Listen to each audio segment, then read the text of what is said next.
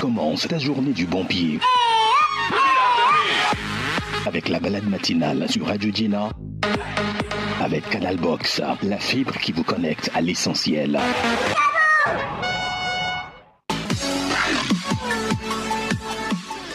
Bonjour amis auditeurs, c'est un plaisir de vous retrouver en cette nouvelle semaine qui démarre. Le secret du changement, c'est de se concentrer ou de concentrer toute votre énergie, non pas sur la lutte ancienne, mais celle à venir, c'est-à-dire sur la construction du nouveau lendemain. C'est pour vous dire que ce nouveau jour est un nouveau départ et pour de nouveaux départs, il faut avoir de nouvelles pensées et s'armer d'assez de force pour pouvoir réussir à atteindre nos objectifs. Bienvenue dans la balade matinale. Aujourd'hui, on s'intéresse encore aux femmes.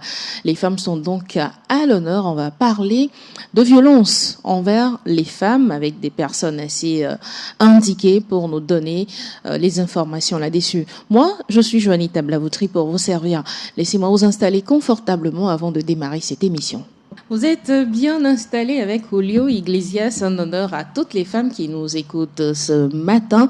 C'est pour vous dire que vous pouvez y arriver, vous pouvez tout faire, il suffit de le décider et c'est possible. Alors, laissez-moi vous présenter mes invités ce matin et c'est Nam Noklui de Wanep Togo qui nous fait honneur de sa présence. Bonjour madame. Bonjour madame. Comment ça va? Je rends grâce, et vous-même? Je vais très bien aussi, merci. Et le réveil? Ça a été. Ah oui, surtout avec ces petits congés détente, je pense que le réveil n'a pas été trop terrible. Non, ça va. De toutes les façons, quand il faut y aller, il faut y aller. Voilà. Également sur ce plateau de la balade matinale avec nous, Isabelle Yousba, elle est présentatrice. Elle a bien voulu se joindre à nous pour discuter du thème des femmes aujourd'hui. Bonjour. Bonjour. Comment ça va? Ça va très bien. D'accord, un plaisir également de t'avoir ici avec nous. D'accord. Et nous allons être rejoints dans quelques instants par Madame Quenom.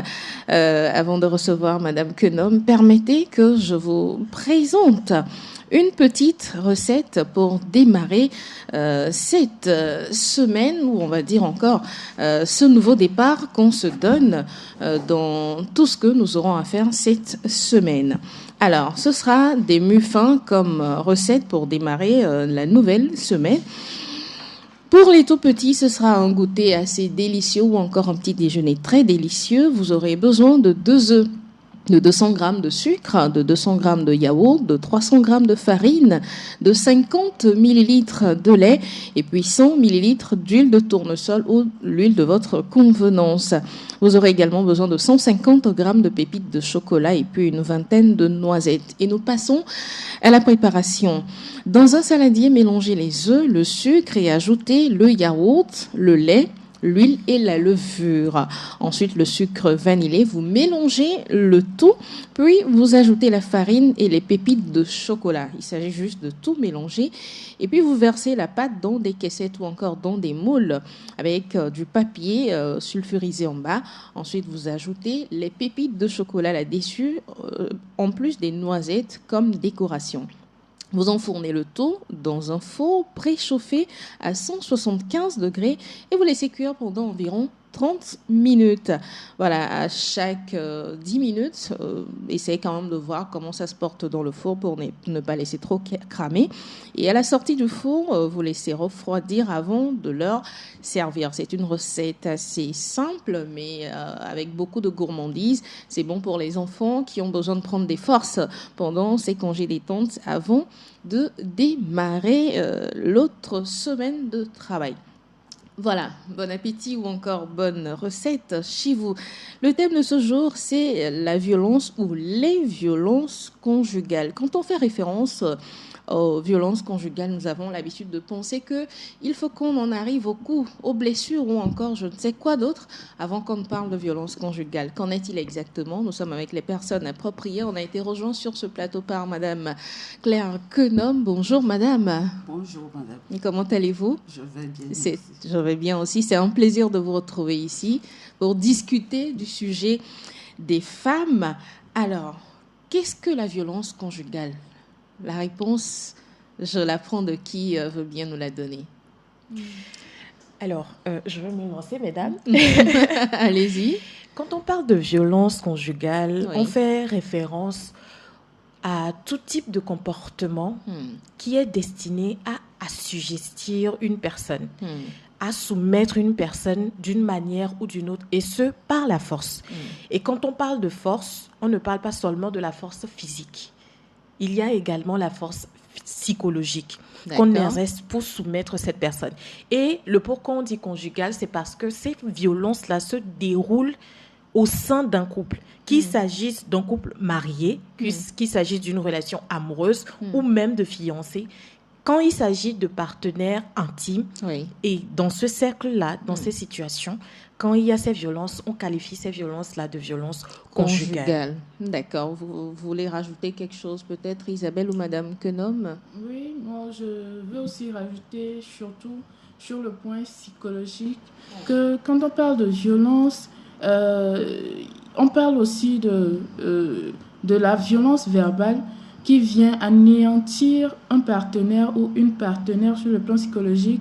Et quand je parle de verbalement, je veux parler de tout ce que l'on peut dire à son partenaire ou à sa partenaire qui ne va pas l'arranger forcément, mais la détruire intérieurement. Donc, dans ce sens-là, on va parler de violence conjugale. Donc, comme tu l'avais énoncé au début, on ne va pas forcément parler de coups, parler de blessures, parler de tout ce qui est physique, mais on va aussi aller au-delà du physique. Donc, pour moi, c'est un peu ça, la violence conjugale. D'accord. Madame Quenon voudrait rajouter quelque chose peut-être? Oui, il y a la violence morale aussi que la partenaire subit, et sans le savoir, mais ça intériorise la personne du partenaire et de la partenaire plutôt, ce qui fait que c'est une violence conjugale. Alors, ma prochaine question, c'est de savoir, quand on parle de violence conjugale, est-ce que c'est forcément les femmes qui sont atteintes de violence conjugale? Non. Non. Non. Madame Quenom? Oui, il y a les hommes aussi qui sont atteints de violence conjugale. Isabelle? Pour moi aussi. D'accord. C'est vrai que généralement, ce sont les femmes qui se prononcent sur le sujet. Mais on doit reconnaître aussi que les hommes subissent aussi des violences conjugales. D'accord, mais ils n'en parlent pas, on n'écoute pas les hommes se prononcer là-dessus. C'est plus les femmes. Ils n'en parlent pas parce que la force est donnée à l'homme, c'est l'homme qui doit subvenir, c'est l'homme qui doit être devant, donc ils n'en parlent pas, ils en souffrent, mais ils ne veulent pas en parler. Pour rebondir, pour appuyer ce que Madame Quenon vient de dire, nous avons les normes sociaux, les normes sociaux de genre, qui influencent ce type de comportement, qui amènent les hommes qui subissent ce genre de violence à ne pas l'extérioriser, à ne pas en parler. Dans nos sociétés, on dit souvent que, comme Madame Quenon l'a dit, c'est l'homme qui pourvoit. L'homme, on a tellement attribué ce caractère de force physique à l'homme que dans la conscience collective ou dans l'inconscient collectif, on pense qu'un homme ne peut en aucun cas subir une violence. Et si cette personne, si cet homme-là qui subit ces genres de violence en parle, ne serait-ce que l'extérioriser, directement il est discriminé, directement il est, en plus on le qualifie de femme. C'est vous donner d'abord l'image et la place qu'on donne à une femme dans la société. Dans l'inconscient collectif, la femme c'est tout ce qui est, c'est la femme qui est faible, voilà. Tout ce qui est faible. Et ça, ce comportement, cette façon de socialiser les individus dans une société, ça n'arrange pas ni les hommes ni les femmes. D'accord. Alors, qu'est-ce qui pousse vers ces violences conjugales? Pourquoi est-ce que nous finissons par parler de violences conjugales quand on sait que l'homme et la femme se mettent toujours d'accord avant de se mettre en couple, Madame Quenon? Oui, on parle de violence conjugale parce que les hommes et les femmes se mettent ensemble dans un couple. Il y a un homme et une femme. Et la plupart du temps, la femme est considérée comme l'être faible. Elle subit la violence, ce qui fait que l'homme peut parler violemment, peut agir violemment, peut se comporter violemment vis-à-vis de la femme, et la femme qui se retient, qui ne dit rien et qui garde le silence. Et la femme, elle souffre, mais elle ne peut pas dire qu'elle souffre, elle encaisse tout ce qu'il y a comme violence de la part de l'homme. Et finalement, elle manifeste aussi, la femme.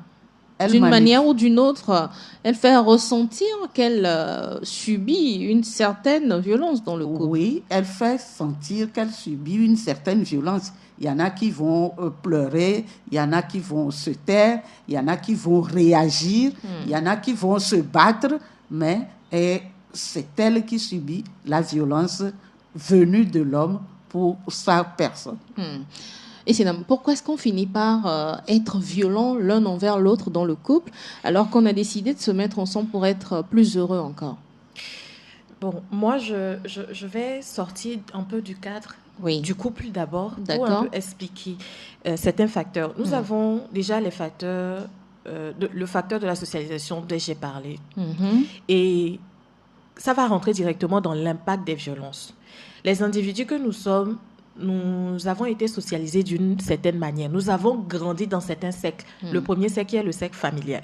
Et dans ce cercle familial-là, les enfants ont tendance à reproduire les comportements de leurs parents d'une manière ou d'une autre. Il y en a qui reproduisent exactement ce comportement. Si un enfant a grandi dans un foyer ou dans un environnement familial où les gens sont très violents, que ce soit verbalement, physiquement, cet enfant grandissant va devenir soit un prédateur, un agresseur lui-même, ou soit devenir une victime, mais une victime à la perfection. C'est-à-dire que cet enfant va développer un caractère de soumission extrême. Ce qui fait qu'elle subira, ou bien cet enfant subira les violences, mais trouvera ça normal. Parce que dans son cercle, en grandissant, c'était ça la norme. C'était ça ce que cet enfant a intériorisé. C'est ce qu'on lui a appris. Maintenant, cet enfant a grandi, rencontre une personne et se met en couple. Et dans ce couple-là, l'enfant va avoir tendance à reproduire ce qu'il a vu, le schéma qui lui a été inculqué. Va rentrer dans ce cycle ou va activer ce cycle dont il a été témoin. Soit il deviendra l'agresseur, le dominant extrême et violent, soit cet enfant deviendra une victime parfaite. Quand je dis victime parfaite, une victime qui a intériorisé la violence comme étant la norme. J'utilise le terme enfant pour spécifier qu'il peut s'agir de la femme, qu'il peut s'agir de l'homme. Ce qui fait que dans ce couple-là, s'il y a des facteurs externes comme l'insécurité financière, le déséquilibre mental psychologique d'abord, dès qu'il y a un stress qui arrive, c'est un déclencheur chez l'agresseur. Et ce déclencheur-là, il y a toujours un facteur qui déclenche ce cycle au sein de ce couple-là. Et c'est parti. Ça devient un cycle infernal qu'il faudra arrêter à un moment ou à un autre. Le plus tôt serait le mieux. Au premier signe de violence, messieurs ou mesdames, vous avez obligation envers vous-même de vous sauver, de vous retirer, d'abord pour préserver votre vie. Et s'il y a des enfants, préservez les enfants pour éviter que ces enfants-là ne subissent ces violences, ne reproduisent ce cycle-là. Et ce qui affecte déjà la société, parce que c'est nous tous qui constituons cette société. Si nous perpétuons ce cycle-là, nous sommes en train de cultiver une société violente. Nous sommes en train de nourrir des individus très violents. Et ce qui, sur différents facteurs, dans différents domaines, affecte la société. Donc, vous avez obligation en vous-même de préserver votre vie et de vous retirer. Et laisser cette personne soit guérir, soit trouver une solution à son mal. D'accord. Madame Quenom, elle vient de dire quelque chose. Nous grandissons tous dans un environnement. Ça voudrait dire que chacun a été impacté par l'environnement dans lequel il a grandi. Et on a chacun ou chacune une éducation qui finalement rejaillit dans le couple. Comment faire pour que ces blessures internes ou ces blessures d'enfance que nous avons n'impactent pas trop ou encore n'influencent pas nos comportements dans le couple pour arriver à ce phénomène de violence? Oui, c'est que nous grandissons dans un environnement violent, nous parlons de violence maintenant. Il faudrait que l'être humain se garantissent la sécurité, disent que ça, c'est violent et qu'il ne peut pas supporter. Et là, il fait objet d'une situation dans laquelle il se bat, elle se bat pour sortir de la situation. Et là, la femme ou l'homme définit que ça, ce qui se présente est une violence, il faut en guérir. Et là, il faut se mettre les remèdes, les normes pour se soutenir et dire ça là, je ne supporte pas. Je ne peux pas continuer à supporter. Oui. Et commence par se battre contre cela et dit à l'autre que voilà, ceci est violent et il faut se battre contre. Et l'autre doit pouvoir accepter que ce qu'il fait est violent.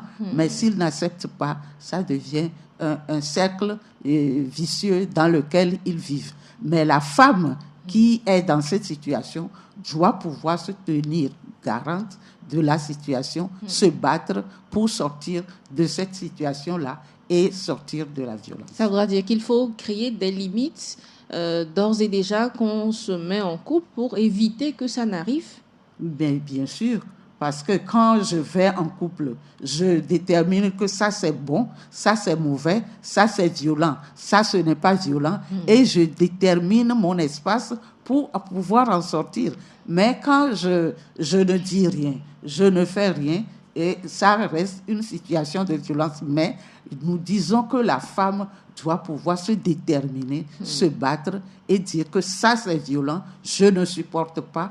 Il faut en discuter aussi pour que l'autre puisse se corriger progressivement. Quand on sait dans la plupart des cas, Isabelle, que souvent ce sont les femmes qui sont amenées à quitter chez leurs parents, on va dire, ou encore là où elles habitent pour venir habiter chez l'homme. Est-ce qu'une femme peut quand même définir des limites à cet homme-là qui, on va dire, l'héberge ou encore qui devient son tuteur entre griffes? Est-ce qu'elle peut d'ores et déjà dire « Ah, c'est vrai, je suis dans un foyer, je suis chez toi, mais il y a des limites à ne pas dépasser ». Wow. De moi, mon point de vue, je pense que oui. Parce que déjà, depuis le cheminement, avant de venir s'installer avec son partenaire, il faut déjà poser des limites. Il faut déjà montrer que peut-être ce comportement que toi, mon partenaire, tu as, ça ne me va pas. Peut-être ça m'affecte sur un point donné.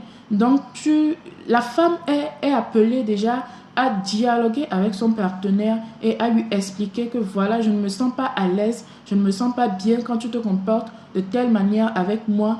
Et le partenaire en question est obligé de comprendre, d'essayer de ne pas dépasser aussi ses limites. D'essayer de comprendre sa partenaire et de ne pas dépasser cette limite-là pour qu'il y ait une harmonie au sein de ce couple-là. Ça va de même pour la dame en question aussi, de comprendre que pour le monsieur, il y a des limites à ne pas dépasser. Sinon, quand ces limites-là sont dépassées, forcément, on va parler de violence, que ce soit physique ou verbale. Avant que la violence n'intervienne, et c'est là, nous sommes souvent confrontés à un certain discours qui dit « tu fais ce que je... » C'est pour dire... C'est moi qui décide en fait de ce que nous faisons dans le couple. Et voilà, il y a une certaine autorité qui finalement ne dit pas son nom et qui fait que la personne violentée, la victime, je veux dire, se dit « Ah, si je manifeste, où est-ce que je vais aller ?» C'est...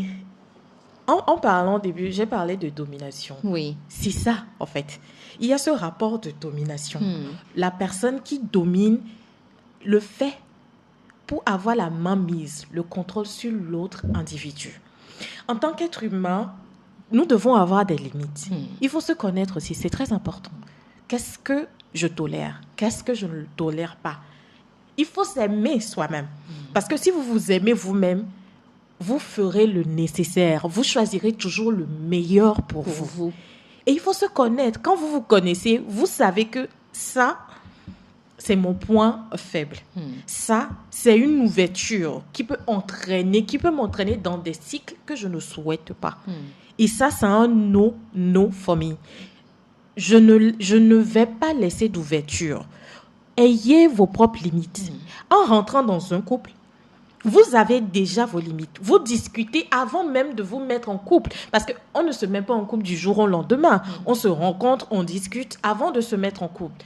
Discutez-en. Donnez clairement vos limites. Et au premier signe de violation, parce que l'être humain, on est comme ça. On cherche toujours à pousser les limites de l'autre, même si on nous a clairement établi ces limites-là.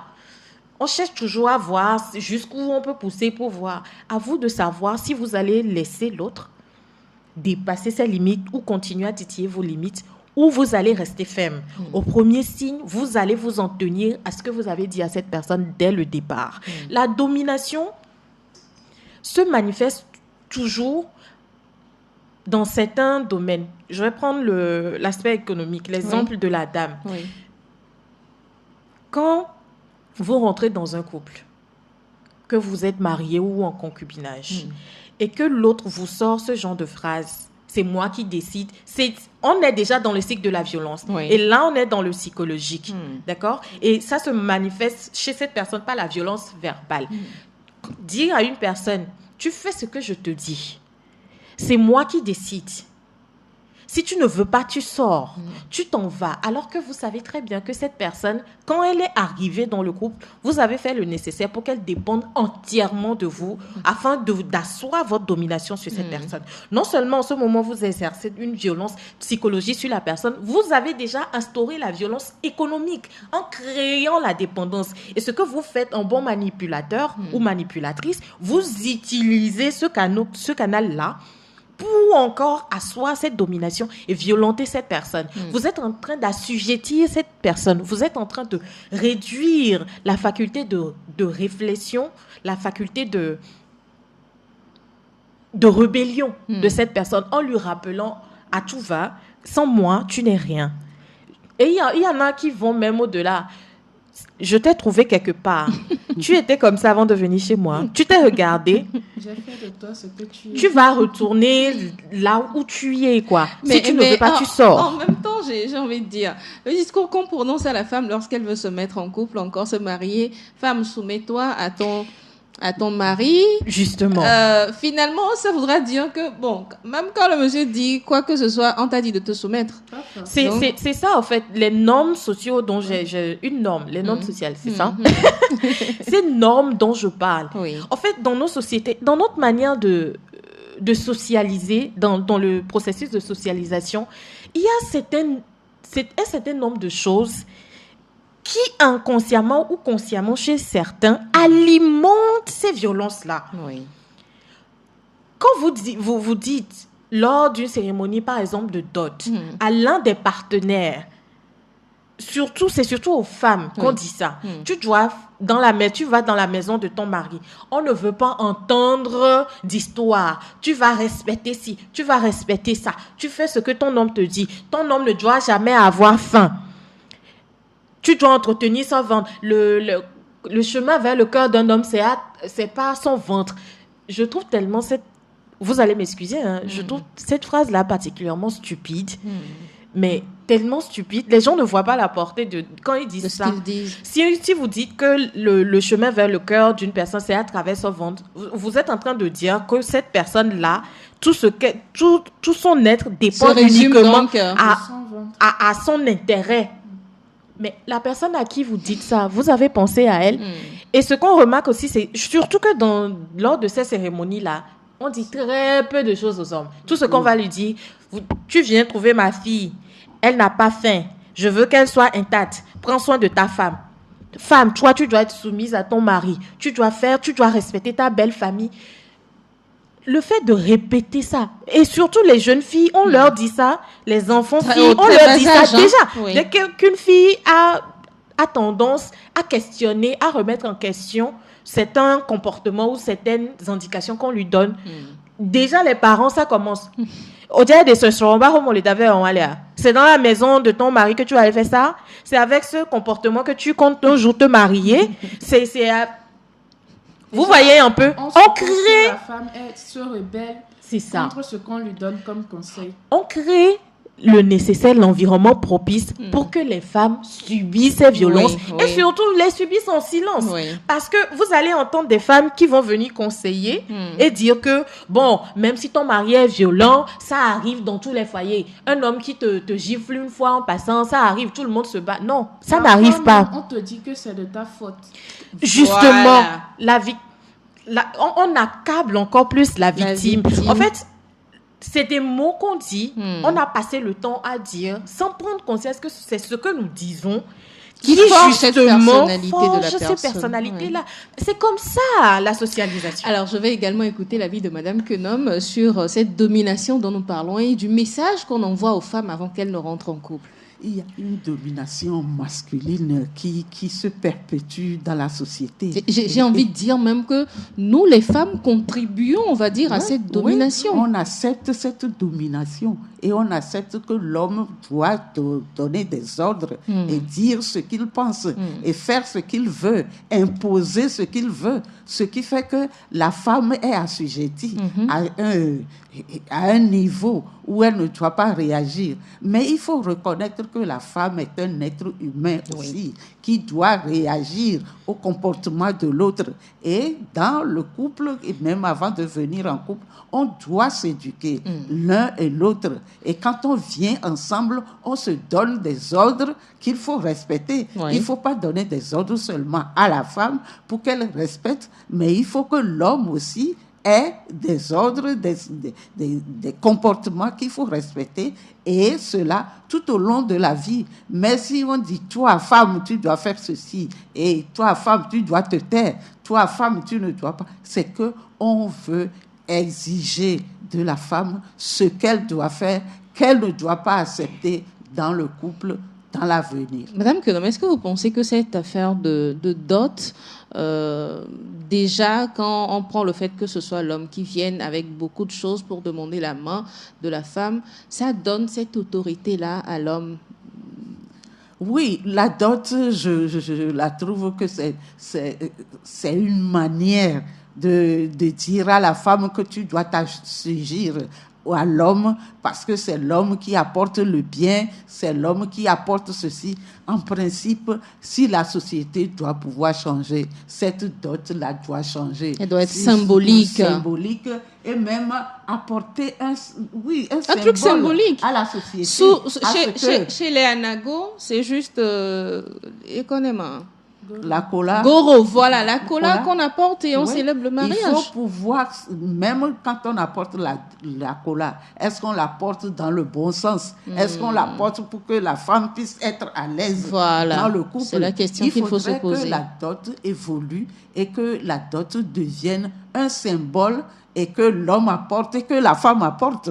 Mais si on exige que c'est l'homme qui apporte, c'est l'homme qui doit demander, c'est l'homme qui fait, je trouve qu'on assujettit la femme et à un niveau où elle n'arrive même pas à se prononcer sur la dot qui doit être un symbole, ou bien qu'on doit même enlever et se comporter d'une manière acceptable l'un vers l'autre. D'accord.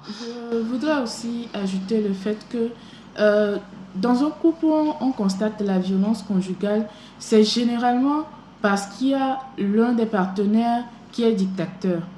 Donc, le dictateur impose à l'autre partenaire et ça va... c'est-à-dire, ça va au-delà de la dictature et c'est ce qui cause le fait que l'autre partenaire qui subit est affecté. Aussi, je vais prendre un exemple. Quand je prends un exemple d'un homme violent et qui se met en couple d'abord avec une femme qui est entièrement soumise, qui ne discute pas ses ordres, qui ne donne pas son avis dans le couple et autres, parfois, à un moment donné, si la femme s'aime, elle va peut-être sortir de ce couple-là et laisser le monsieur. Mais le même monsieur qui se met en couple avec une autre femme, qui sait donner son avis, qui sait imposer ses limites, qui sait dire ce qu'elle pense réellement, vous allez voir que le comportement de ce monsieur-là ne sera pas le même que son comportement avec la première femme. C'est-à-dire qu'il comprend qu'avec celle-ci, c'est pas possible d'aller au-delà.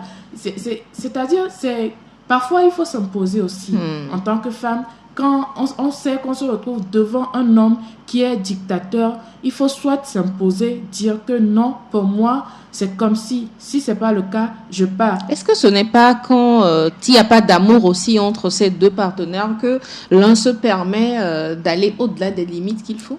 Parfois, il peut bien y avoir l'amour, oui. Mais comme on le dit, chacun a sa manière d'exprimer son amour. Peut-être pour ce monsieur-là, je suis l'autorité de la maison, ce que je dis, c'est ce qu'on fait. Alors que quand on parle de partenaire, on veut parler de partenariat entre deux personnes.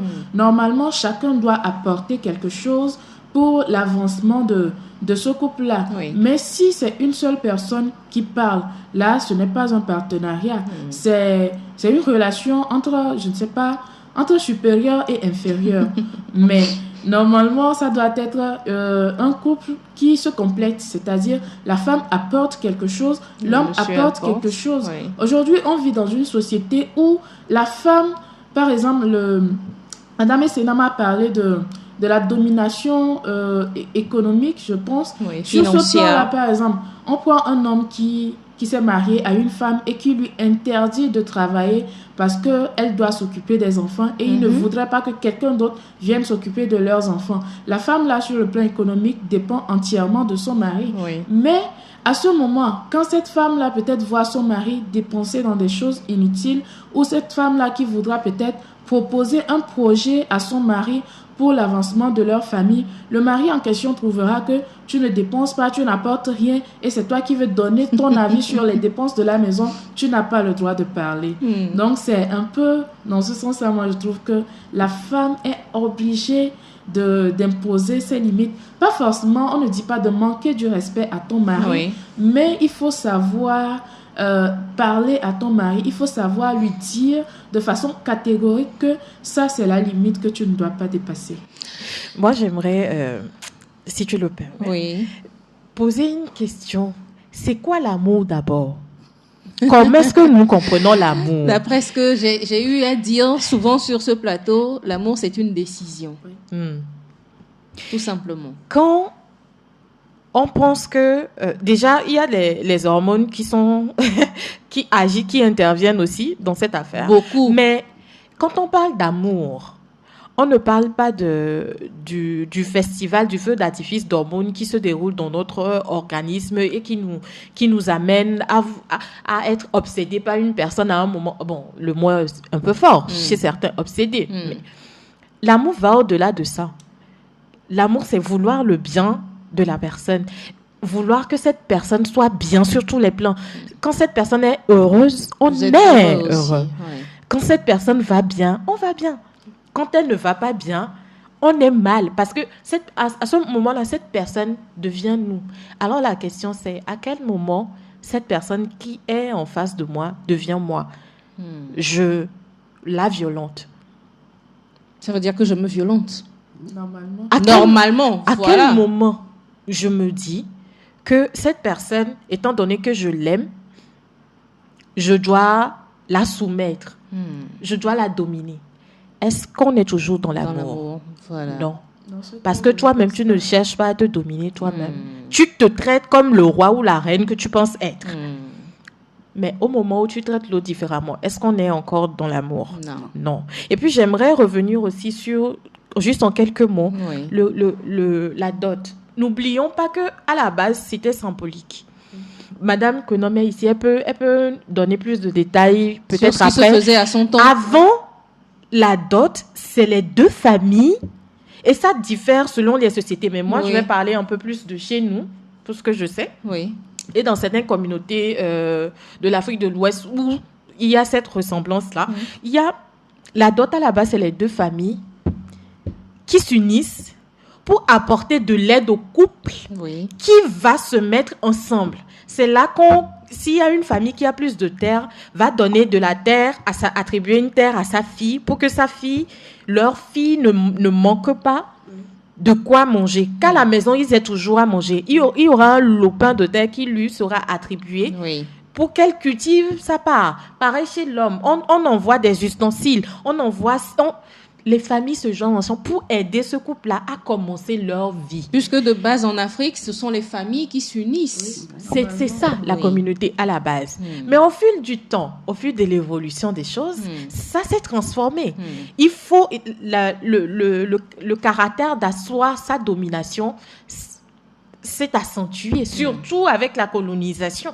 Alors, madame, comment ça se faisait du temps de votre jeunesse encore?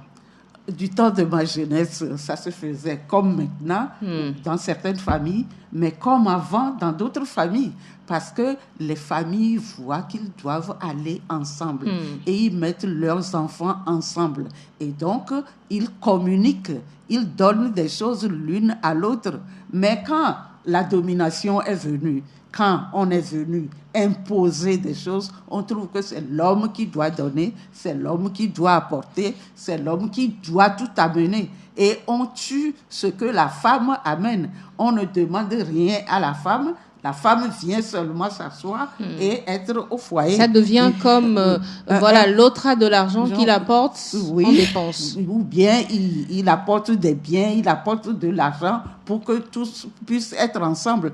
Mais dans le temps, il y avait une communication. La famille de la femme apporte quelque chose, la famille de l'homme apporte quelque chose. Et c'est ça qui fait qu'on est ensemble et pas séparés ou bien dominants dans le couple. Isabelle a dit quelque chose tout à l'heure, avant de venir peut-être à ce que je voudrais dire.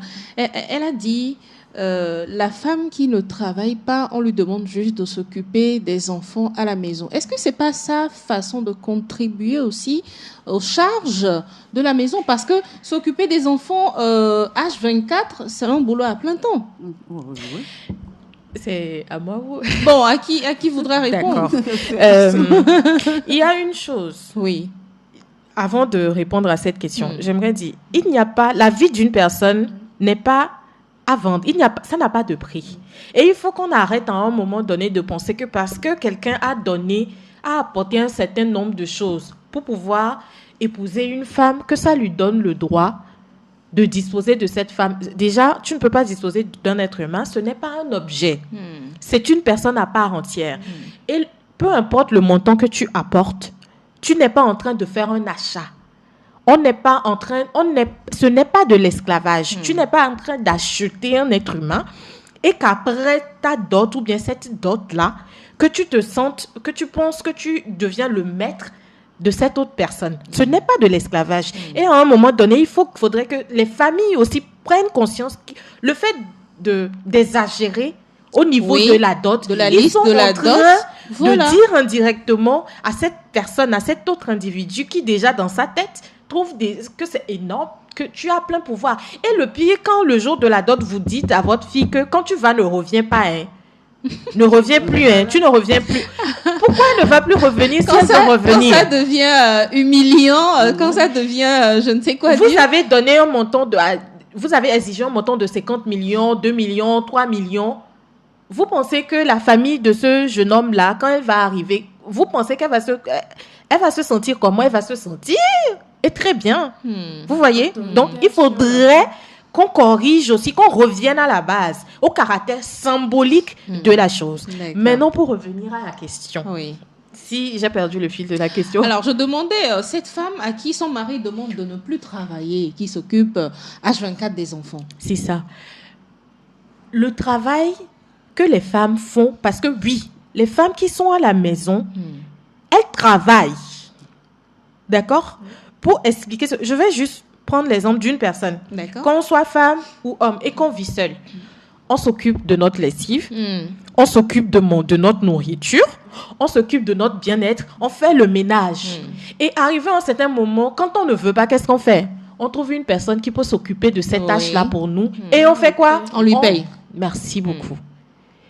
Et quand on se marie, on se met en couple maintenant, la société dit aux femmes que non, que toi, tu dois faire le même travail là. Mais gratuitement. Maintenant, pour deux, s'il n'y a que vous deux, et que tu dois en faire encore plus s'il y a des enfants, mais tu le fais gratuitement. Voilà. Parce que c'est selon leur dire, parce qu'on a payé c'est comme ça. Non, ce n'est pas comme ça, messieurs et dames. Ce n'est pas comme ça. Ce que tu fais quand tu es seul, quand tu es en couple, tu continues de le faire. Mais c'est juste que vous allez combiner vos moyens, vous allez en discuter, vous allez répartir les tâches. Qui peut faire quoi? Qui se sent à faire quoi? Moi, je peux faire ci. Moi, je peux faire ça. Donc, ce caractère... C'est une forme de violence aussi. Hein, non, ce n'est même pas une forme de violence, c'en est une. Ne pas reconnaître le travail d'une personne, c'est déjà réduire cette personne à néant, ne pas reconnaître l'existence de cette personne, ne pas reconnaître la contribution de cette personne. Et le travail que les femmes font contribue énormément au PIB de nos pays. Hein. Malheureusement, ce n'est pas comptabilisé, ce n'est pas pris en compte dans le calcul de ce PIB-là. Sous d'autres cieux, les femmes sont bien gérées en ces termes. Hein. Les femmes sont... Non seulement elles assurent le travail de technicienne de surface, parce que oui, on va répartir ça comme ça, technicienne de surface, de gouvernante, d'assistante, d'aide-soignante. Pour quand il y a des malades, c'est toujours aux femmes, majoritairement c'est les femmes qui se retrouvent à ce rôle-là. Elles assurent ce rôle d'aide-soignante, non seulement pour les enfants et autres, elles assurent le rôle de la nounou, même si ce sont ses propres enfants. L'enfant a été fait à deux. La responsabilité du soin de ces enfants est à deux. Ce n'est pas automatique que c'est seulement à la femme de s'occuper des enfants. Ça n'a pas de sens. C'est comme l'homme dit que j'ai fait des... Oui, moi, mon rôle, c'est juste d'apporter le spermatozoïde pour la fécondation. Le reste, ça n'a pas de sens. Être parent, ce n'est pas ça. Ça va au-delà de ça. Elle est technicienne de surface. Et maintenant, elle joue le rôle d'institutrice. Elle est encore la maman qui les enfants, qui prend soin des enfants. Tout ce travail qu'elle fait, et ça c'est à plein temps. Hein. Et non, maintenant elle joue le rôle de chef cuisinière. Voilà. Elle est encore la psychologue de la famille. Parce que quand tout le monde pleure, c'est vers elle qu'on se tourne. Ça nous fait déjà 6 travails qu'elle fait à elle seule. Et maintenant, on ose dire qu'elle ne travaille pas, elle ne fait rien à la maison. Vous voyez à quel point c'est insultant et c'est violent? Alors, Madame Noukouli, je voudrais bien qu'on continue la discussion. Malheureusement, on tend vers la fin. Mais avant de finir, j'aimerais qu'on souligne un tout petit peu ces actes-là qui doivent être interdits. Par exemple, quand je viens dans le couple et je prends juste un exemple banal, je suis malade. Je ne suis pas en mesure de m'occuper du bien-être des enfants ou encore de la maison, mais qu'on pense que c'est forcément mon travail. Donc le monsieur, que madame soit malade ou pas, prend ses affaires, il va au boulot, il revient comme si de rien n'était. Quels sont ces actes punissables que nous devons interdire coûte que coûte dans les couples? Oui, il y a des actes qu'on doit interdire. Par exemple, tu dis la femme est malade, elle ne peut pas s'occuper des enfants, elle ne peut pas s'occuper du mari, elle ne peut pas s'occuper du ménage de la maison. Oui. Ça doit comporter le c'est un acte punissable. C'est pas punissable parce qu'un être humain peut tomber dans cette situation. Elle peut ne pas subvenir à ces besoins-là. Oui. Et on doit la comprendre. On ne doit pas dire que aujourd'hui, tu ne peux pas t'occuper de ton mari parce que tu es malade. Elle est malade, ça doit se comprendre et être soigné. Mais dire qu'elle ne doit pas être malade pour ne pas s'occuper ni de l'enfant, ni du mari, est une, comment dirais-je, je ne sais pas comment... C'est une aberration. Oui. C'est pas possible à tolérer. C'est pas possible parce que c'est un être humain, c'est qui doit se comporter de la sorte quand elle est dans cette situation et on doit pouvoir comprendre cela. Mais si on ne comprend pas, c'est que vraiment, on veut la punir, on veut la saisir parce qu'elle elle est en dessous de ses moyens. Et cela n'est pas normal. On doit pouvoir subvenir à ce moins-là et engager la femme à être à l'aise, même quand elle est malade dans cette situation. Il y a des hommes qui exigent que, quoi qu'il arrive, c'est madame qui doit préparer pour moi. Qu'elle soit malade, qu'elle soit occupée ou non. C'est elle qui me fait à manger ou je ne mange pas. Non, c'est pas normal. Je ne mange pas. C'est pas normal. Et il y a des maisons où l'homme dit, c'est toi qui ne prépares. Si ce n'est pas toi, je ne mange pas. Si c'est toi qui ne prépares pas la pâte, je ne mange pas. Même si tu fais la sauce, tu demandes à la bonne de t'aider à faire. On n'est pas d'accord. Ce sont des différentes formes de violence. Oui, la société même est, je ne peux pas dire violente d'une certaine manière, qu'il faut corriger. amener le processus, le consensus entre les deux pour que les choses puissent aller normalement. Même sur le plan sexuel, il y a des hommes qui exigent des choses pas possibles. Alors, Isabelle, qu'est-ce que tu penses qu'il faudra forcément ne pas avoir affaire à ça dans le couple? Bon, moi je pense qu'il faut forcément comprendre sa femme quand elle n'est pas disponible. Comme maman l'a dit bien tantôt, quand la femme arrive à exprimer ce qu'elle ressent, c'est-à-dire quand la femme arrive à te dire, ou l'homme arrive à dire à sa partenaire, voilà ça, je n'aime pas. Il faut comprendre le ressenti d'une personne. Quand la personne dit, je n'apprécie pas tel acte que tu poses, puisque nous sommes appelés à vivre ensemble, nous sommes appelés à nous voir tous les jours, à tout moment. Normalement, il faut comprendre le fait que je n'apprécie pas et ne pas dépasser ces limites-là. Ne pas dépasser ces limites-là. Et Zinam, qu'est-ce qu'il faudra, quelles sont les limites à ne pas dépasser ou quels sont les actes à éviter coûte que coûte dans le couple? Je vais commencer par éviter de vous voir comme des objets ou des adversaires. Ok? Évitez de chercher à avoir le contrôle de votre partenaire. C'est de là que part le problème. D'accord? Le couple, c'est un partenariat. Vous êtes censés avancer, construire ensemble.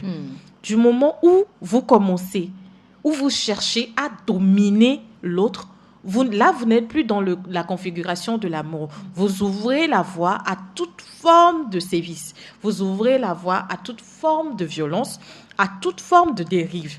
Et ça, c'est problématique. Connaissez-vous vous-même? Affirmez et restez fixe sur vos limites. C'est très important. C'est très, très, très important. Il y a une chose dont si on clôture et on aborde pas ça, je m'en voudrais. Vous avez ouvert la voie, les violences sexuelles au sein du couple. Vous n'avez pas idée du nombre de viols conjugaux qu'il y a. Mais la banalisation de ce crime-là est tellement effrayant. En plus, on cultive ça. Wow. Sans le savoir. Quand vous dites que l'homme ou la femme, mais surtout quand on dit ça, c'est surtout aux hommes qu'on pense. Ton homme ne doit jamais avoir faim. À chaque fois que ton homme te sollicite, tu dois répondre. Tu dois être présente. Si tu ne fais pas, il va aller ailleurs. Et s'il va ailleurs, ne viens pas pleurer. Wow. Je ne sais pas si vous réalisez l'ampleur de cette phrase-là. Ce qui fait que dans le couple, l'homme se sent tout seigneur. Je précise, il n'y a pas que les hommes qui sont auteurs de cela, mais je parle de l'homme parce que c'est ce qui est le plus courant. Voilà. Et c'est ce que, malheureusement, nous cultivons dans notre société. Et c'est sur ça qu'il faut revenir.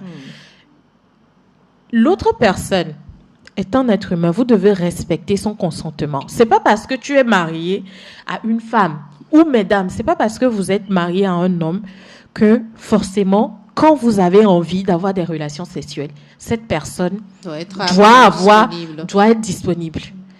On n'a pas envie de coucher ensemble, on n'a pas envie de féconder ou de s'adonner à l'accouplement tous les jours. Il faut le mental, il faut être disposé pour ça. Et il faut comprendre que l'autre n'est pas disponible. Mais quand toi, tu veux avoir une relation sexuelle, ou tu dis, elle t'a dit, tu vois très bien qu'elle n'aime même pas en forme. Mais tu dis, et dans la chambre, elle te fait comprendre qu'elle n'est pas en état. Tu insistes. Et tu lui dis, et nous, on a en plus, et il y a en plus dans cette violence sexuelle là, il y a la violence encore la violence verbale. Non, mais ne pas non. On l'a mis les c'est à tic pour néné. Non bon nettoie. Oh m'yande pento. Jolly funu. non, tu as détruit cette personne. Tu as détruit cette personne, l'estime de cette personne, la confiance en elle. Et non seulement quand elle te dit non, mais tu insistes à travers ça et que tu couches avec elle, tu as violé cette femme, monsieur. Madame Noclou, on va en rester là pour aujourd'hui. Sinon, je risque d'avoir des sanctions par après. Très intéressante, cette discussion que nous avons. Mais il y aura une partie 2, 3 et 4 pour ces violences conjugales. Et j'aurai le temps encore de vous avoir autour de moi pour en parler. Merci d'être passé dans la balade matinale. Merci à vous de nous avoir invités. C'est surtout quand on est lancé qu'on nous coupe le bout. Je suis désolée. On va se retrouver très vite pour continuer. Madame Kenom, merci également à vous. Merci. Oui, on va se retrouver très vite pour continuer la discussion. Isabelle, merci également d'être passée. Merci, c'était un plaisir. Plaisir et partagé. Je serai ravie de revenir pour plusieurs parties. D'accord, c'est noté. Alors, il me dit, tu n'es même pas capable de faire cuire un steak. Ou encore, il dit, ton téléphone, je veux voir ce qu'il y a dedans. D'autres menaces encore, c'est pour dire je mettrai en ligne nos vidéos intimes ou encore nos enfants, je vais te les prendre si tu fais ci ou si tu fais ça. Ce sont différentes formes de violence conjugale auxquelles les femmes souvent sont confrontées. On a commencé avec les femmes parce qu'elles sont plus victimes que les hommes. Si vous, hommes, vous pensez également que vous subissez plus de violence, vous avez le droit de rétorquer, c'est-à-dire venir sur ce plateau de la balade matinale pour en parler avec nous. Pour aujourd'hui, on en reste là. Ce fut un plaisir. Je suis Joanita Blavoutri et je vous retrouve mercredi à partir de 8h. Très belle semaine à tous et à chacun. Ciao. Vous venez de suivre la balade matinale, votre dose d'énergie et de bonne humeur avec Canal Box, la fibre à toute vitesse.